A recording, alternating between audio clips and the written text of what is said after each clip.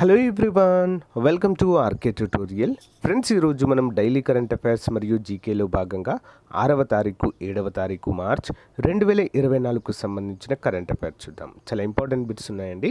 So current affairs అనేవి చాలా రెగ్యులర్గా ఫాలో అవ్వాల్సినటువంటి సబ్జెక్ట్ అండి ఇది. సో నెగ్లెక్ట్ చేసి ఒకేసారి ఎగ్జామ్ ముందు ప్రిపేర్ అవుతామంటే సో కాని పని. ఓకే, చాలా చాలా ప్రాబ్లమేటిక్గా ఉంటుంది. డైలీ కనుక ఫాలో అవుతే మంచి స్కోర్ కూడా చేసే అవకాశం ఉంటుంది కరెంట్ అఫైర్స్ నుంచి. ఓకేనా? సో గైస్, లేట్ చేయకుండా కంటెంట్లోకి వెళ్దాం. అంతేకాకుండా మహాశివరాత్రి సందర్భంగా మన యాప్లో అన్ని కోర్సులపైన భారీ ఆఫర్స్ ఉన్నాయి. తెలంగాణ అయినా, ఏపీ అయినా, సెంట్రల్ జాబ్స్ అయినా అన్ని కోర్సులపైన, టెస్ట్ సిరీస్లపైన ఆఫర్స్ ఉంచామండి ప్రజెంట్. ఉపయోగించుకోండి. App link in video description. Okay. So guys, APPSC group 2కి సంబంధించినటువంటి టెస్ట్ సిరీస్ 50,000 ప్రశ్నలతో రూపొందించడం జరిగిందండి. మరి 99 రూపీస్కే అందజేస్తున్నాము మన యాప్లో. అన్ని చాప్టర్ల వారీగా ఉంటాయి. అంతేకాకుండా టాప్ 10 మోడల్ పేపర్స్ కూడా అందుబాటులో ఉంటాయి. ఈచ్ పేపర్ 150 మార్క్స్తో 99 రూపీస్ ఆఫర్ అయితే ప్రజెంట్ ఉంది, తీసుకోండి. మరి ఎగ్జామ్ దగ్గర పడుతున్న కొలది మనము ఎక్కువగా టెస్ట్ సిరీస్ అయితే ప్రాక్టీస్ చేయవలసి ఉంటుంది. ఓకేనా? సో ఏపీ గ్రూప్ 2 కావచ్చు, ఏపీ పోలీస్ టెస్ట్ సిరీస్ కావచ్చు, నెక్స్ట్ అంతేకాకుండా డిప్యూటీ ఎడ్యుకేషన్ ఆఫీసర్ కావచ్చు, సచివాలయం కావచ్చు, అన్నీ అందుబాటులో ఉన్నాయి. App link in video description. Demo చూసి తీసుకోండి. Thank you. Question number 1. భారత ఎన్నికల సంఘం ఇటీవల postal ballot voting section 27 subsection ఏ ఎన్ని సంవత్సరాలకు పెంచుతూ నిర్ణయం తీసుకుంది? అంటే ఈ సెక్షన్ ప్రకారము పోస్టల్ బ్యాలెట్ ఓటింగ్ ఏజ్ అనేది ఎంతకు పెంచడం జరిగిందండి? ఆప్షన్ బి 85 సంవత్సరాలకు పెంచడం జరిగింది. ఒక ముఖ్యమైన పరిణామంలో భారత ప్రభుత్వం భారత ఎన్నికల సంఘంతో సంప్రదింపులు అనుసరించి సీనియర్ సిటిజన్లు పోస్టల్ బ్యాలెట్ ఓటింగ్ సౌకర్యాన్ని పొందేందుకు కనీసం వయస్సు ప్రమాణాన్ని సవరించింది. ఈ నిర్ణయం తక్షణమే అమల్లోకి వస్తుంది. అర్హత వయస్సును 80 నుంచి 85 సంవత్సరాలకు పెంచుతుంది. ఇది దేశంలోని వృద్ధ జనాభాకు ఎక్కువ సౌకర్యాన్ని కల్పించే లక్ష్యంతో ఎన్నికల ప్రక్రియలో కీలకమైన మార్పులను సూచిస్తుంది. మరి ఇటీవల మార్పులు సవరించబడ్డాయి, చూద్దాం. ఫిబ్రవరి 8న ప్రచురించబడిన అత్యంత ఇటీవలి ఎన్నికల డేటా ప్రకారం భారతదేశంలో 96.88 కోట్ల మంది ఓటర్లను కలిగి ఉంది.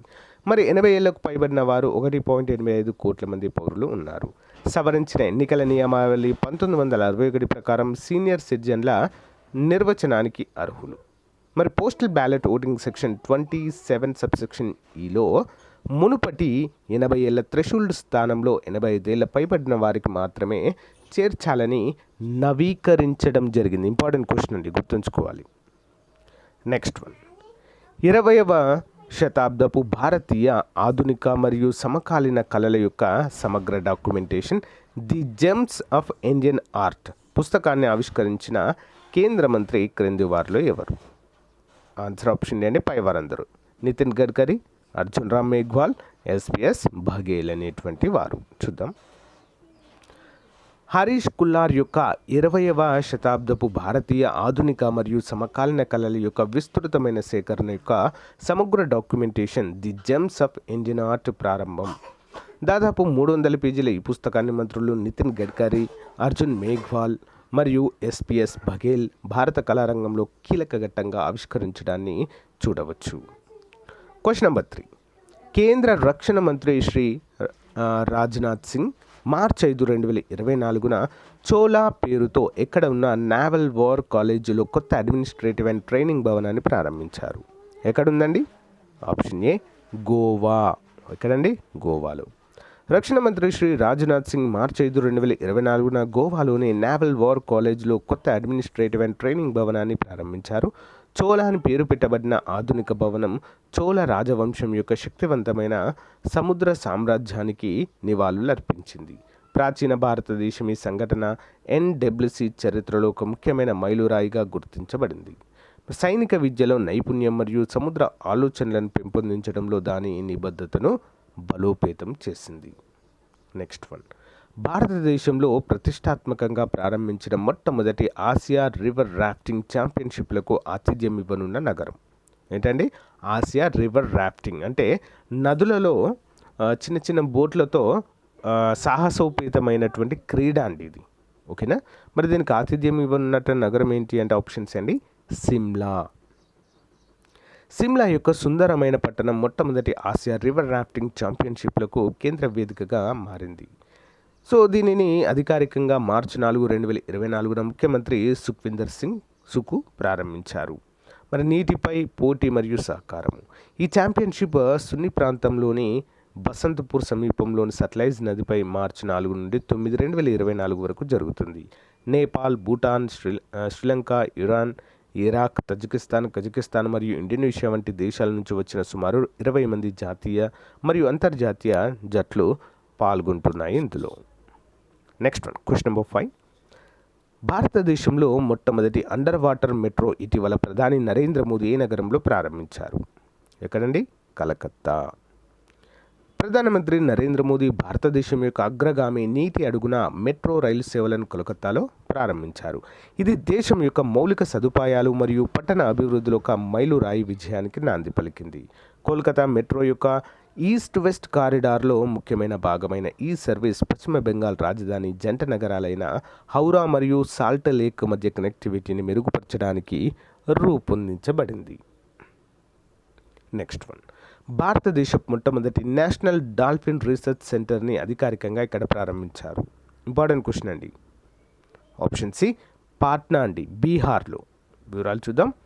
భారతదేశపు మొట్టమొదటి నేషనల్ డాల్ఫిన్ రీసెర్చ్ సెంటర్ని బీహార్ ముఖ్యమంత్రి నితీష్ కుమార్ అధికారికంగా ప్రారంభించారు.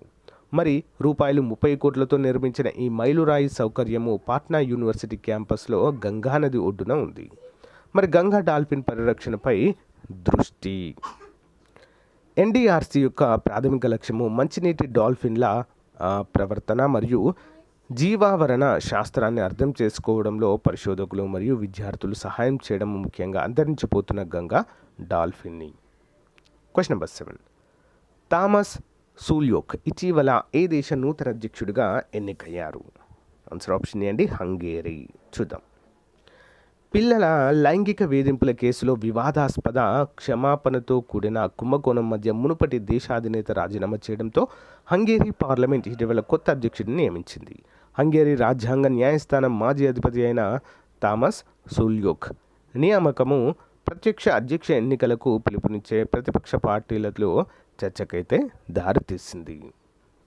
నెక్స్ట్ వన్, వరల్డ్ ఎకనామిక్ ఫోరంతో వ్యూహాత్మక కూటమితో ఏ రాష్ట్రంలో అత్యాధునిక ఆర్టిఫిషియల్ ఇంటెలిజెన్స్ కేంద్రాన్ని ఏర్పాటు చేయనున్నట్లు ప్రకటించింది?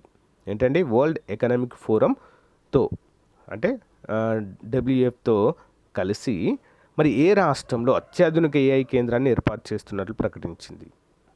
Option D, silicon city of India, కర్ణాటకలో. వివరాలు చూద్దాం. కర్ణాటక రాష్ట్ర ప్రభుత్వం వరల్డ్ ఎకనామిక్ ఫోరంతో వ్యూహాత్మక కూటమిలో మరి రాష్ట్రంలో అత్యాధునిక ఏఐ కేంద్రాన్ని ఏర్పాటు చేస్తున్నట్లు ప్రకటించింది. ఫిబ్రవరి 29న సంతకం చేసిన లెటర్ ఆఫ్ ఇంటెంట్ ద్వారా ఈ సహకారం లాంఛనప్రాయంగా రూపొందించబడింది. కర్ణాటకను కృత్రిమ మేధస్సుకు గ్లోబల్ హబ్గా ఉంచడం లక్ష్యంగా పెట్టుకుంది.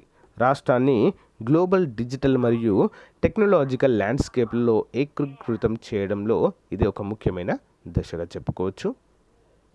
Question number 10. అంతర్జాతీయ మహిళా దినోత్సవం invest in women accelerate progress for international women's day 2024 ఏ రోజున ఈ సంవత్సరం నిర్వహిస్తారు? ఏ రోజున ఈ సంవత్సరం అంటే మహిళా దినోత్సవం? ఆప్షన్ ఏ మార్చి 8వ తారీఖు అండి. అంతర్జాతీయ మహిళా దినోత్సవం అనేది ప్రతి సంవత్సరం మార్చి 8వ తేదీన జరుపుకునే వార్షిక ప్రపంచ కార్యక్రమం. ప్రపంచవ్యాప్తంగా మహిళల సామాజిక, ఆర్థిక, సాంస్కృతిక మరియు రాజకీయ విజయాలను గుర్తించడానికి ఇది కేంద్ర బిందువుగా పనిచేస్తుంది. ప్రతి సంవత్సరం మాదిరిగానే ఈ సంవత్సరం అంతర్జాతీయ సమాజం మహిళల సహకారాన్ని గౌరవించడానికి మరియు లింగ సమానత్వం కోసం వాదించడానికి కలిసి పనిచేస్తుంది. United nations as a choose in the theme అంటే యునైటెడ్ నేషన్స్ ఒక థీమ్ని అయితే ఇవ్వడం జరిగిందండి. Invest in women accelerate progress for international women's day 2024 అంటూ థీమ్ అయితే ప్రకటించారు. Question number 10. భారతదేశ పారిశ్రామిక రంగంలో ముఖ్యమైన మైలురాయిగా పరిగణించే ప్రారంభ భారత స్టీమ్ బాయిలర్స్ ఎక్స్పో 2024 ఇటీవల ఎక్కడ ప్రారంభించారు? Bharat steam boilers expo.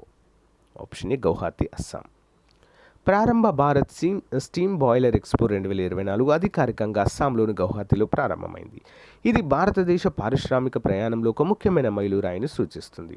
ఆవిరి బాయిలర్లపై ఆధారపడిన రంగాల వృద్ధి మరియు సామర్థ్యాన్ని పెంపొందించే లక్ష్యంతో ప్రారంభించబడిన ఈ 3 రోజుల కార్యక్రమాన్ని రాష్ట్ర కార్మిక మరియు ఉపాధి శాఖ మంత్రి సంజయ్ కిషన్ ప్రారంభించారు. Indian oil corporation, oil India limited, Numaligarh refinery limited, Brahmaputra cracker and polymer limited, Assam petrochemicals limited మరియు ఎన్టీపీసీ లిమిటెడ్ ఇందులో పాల్గొన్నాయి. Question number 11. విమానయాన రంగంలో ఔత్సాహిక సిబ్బందికి శిక్షణ అందించే ఉద్దేశంతో ప్రపంచ ప్రఖ్యాత విమానయాన సంస్థ ఎయిర్బస్ ఐఐఎంతో ఒప్పందం కుదుర్చుకుంది. ఆప్షన్ సి అండి ఐఐఎం ముంబై అండి. వివరాలు చూద్దాం. విమానయాన పరిశ్రమలో ప్రముఖ పేరు నిపుణులకు అధిక నాణ్యత గల ఎయిర్బస్ ఏవియేషన్ శిక్షణను అందించడానికి గౌరవనీయమైన ఇండియన్ ఇన్స్టిట్యూట్ ఆఫ్ మేనేజ్మెంట్ ముంబైతో గణనీయమైన భాగస్వామ్యాన్ని ప్రకటించింది. ఈ సహకారం విమానయాన రంగంలో ఔత్సాహిక మరియు పనిచేసే వ్యక్తులలో పరిశ్రమకు సిద్ధంగా ఉన్న నైపుణ్యాలను పెంపొందించే దిశగా కీలకమైన దశను సూచిస్తుంది. Next question number 12. భారతదేశంలో ఇటీవల ఏ రాష్ట్ర ప్రభుత్వం తొలిసారి తమ ఓటీటీ ప్లాట్ఫామ్ సి స్పేస్ను ప్రారంభించింది? ఆప్షన్ బి అండి కేరళ. సాంస్కృతిక గొప్పతనానికి మరియు చలనచిత్ర ప్రజ్ఞకు ప్రసిద్ధి చెందిన కేరళ భారతదేశపు తొలి ప్రభుత్వ మద్దతు గల over the top OTT platform అయిన సి స్పేస్ను ప్రారంభించడం ద్వారా డిజిటల్ ఎంటర్టైన్మెంట్ ల్యాండ్స్కేప్లో చరిత్ర సృష్టించడానికి సిద్ధంగా ఉంది. ఎప్పుడెప్పుడు అని ఎదురు చూస్తున్న ఈ ఆవిష్కరణ కార్యక్రమం మార్చి 7న గురువారం ఉదయం 9:30 కైరాలి థియేటర్లో జరగనుంది. ఈ కార్యక్రమానికి ముఖ్యమంత్రి పినరయి విజయన్ నాయకత్వం వహిస్తారు. Question number 13. దేశంలో ఉన్న పాఠశాలల్లో Atal innovation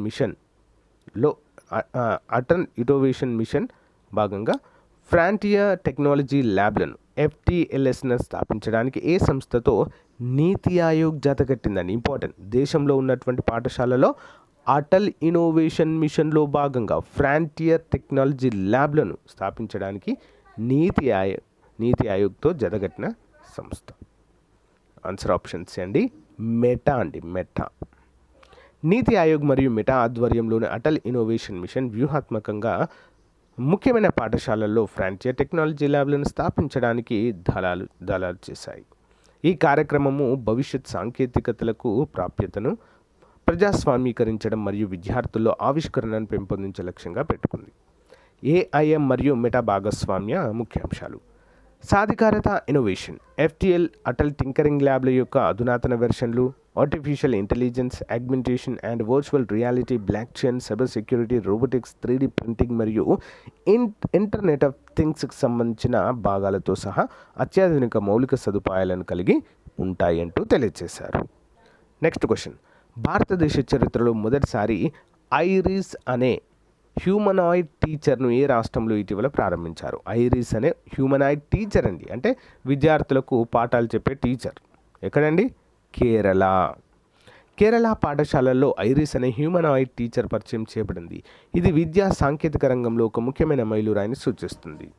so maker labs edutech private limited సహకారంతో అభివృద్ధి చేయబడింది. ఐరిస్ నేర్చుకోవడం మరింత ఇంటరాక్టివ్గా, ఆకర్షణీయంగా మరియు ప్రాప్యత చేయడానికి మార్గదర్శక ప్రయత్నాన్ని సూచిస్తుంది.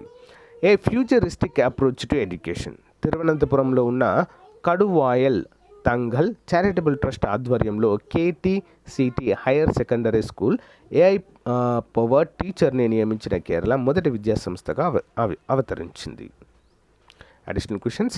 ఇటీవల ఏ మంత్రిత్వ శాఖ న్యూఢిల్లీలో సముద్రంపై మొదటి బ్లూ ట్యాక్స్ సమావేశాన్ని నిర్వహించింది? Most important question. Option A ministry of health sciences.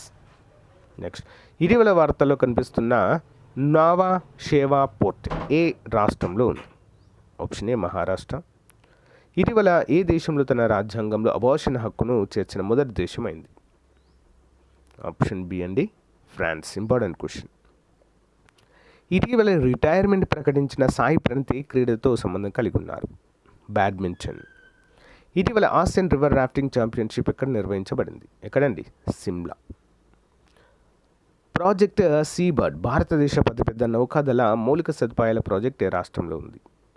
Option C Karnataka. స్వదేశీ ప్రోటోటైప్ ఫాస్ట్ బ్రీడర్ రియాక్టర్ కోసం కోర్ లోడింగ్ ప్రక్రియను ప్రారంభించడాన్ని భారత ప్రధాని ఎక్కడ చూశారు? Option A Kalpakkam, Tamil Nadu.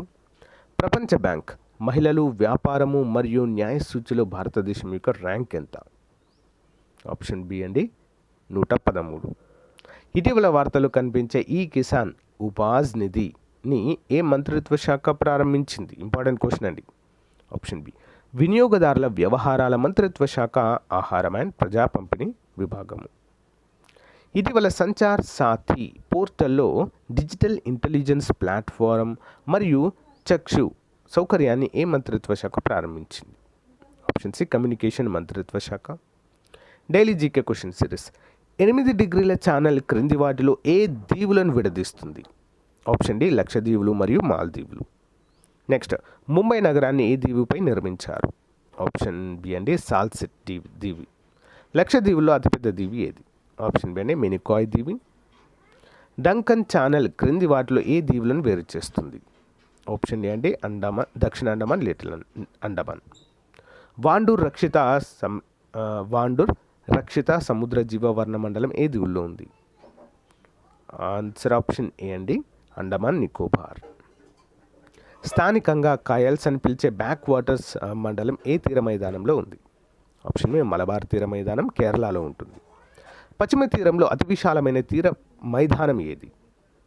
Option D Malabar అండి. వెంబనాడ్ సరస్సు ముఖద్వారం వద్ద ఉన్న ప్రధాన రేవు పట్టణం ఏది? వెంబనాడ. ఆప్షన్ ఏ అండి కొచ్చిన్ అండి, కేరళలో ఉంటుంది ఇది. ఓకే. సుప్రసిద్ధ అంజునా బీచ్ ఏ ప్రాంతంలో ఉంది? అంజునా బీచ్. ఆప్షన్ బి అండి గోవా తీరం. భారతదేశంలో క్రియాశీలక అగ్నిపర్వతం ప్రక్రియ ఏ దీవిలో ఉంది? ఆప్షన్ ఏ బ్యారన్ దీవులు. సో గైస్, ఇది మరి ఈ రోజుకు సంబంధించినటువంటి మోస్ట్ ఇంపార్టెంట్ కరెంట్ అఫైర్స్. మీకు నచ్చితే లైక్ చేయండి, తప్పకుండా మీ ఫ్రెండ్స్తో షేర్ చేయడం మాత్రం మర్చిపోవద్దు. Thank you for support. Have a nice day. Bye.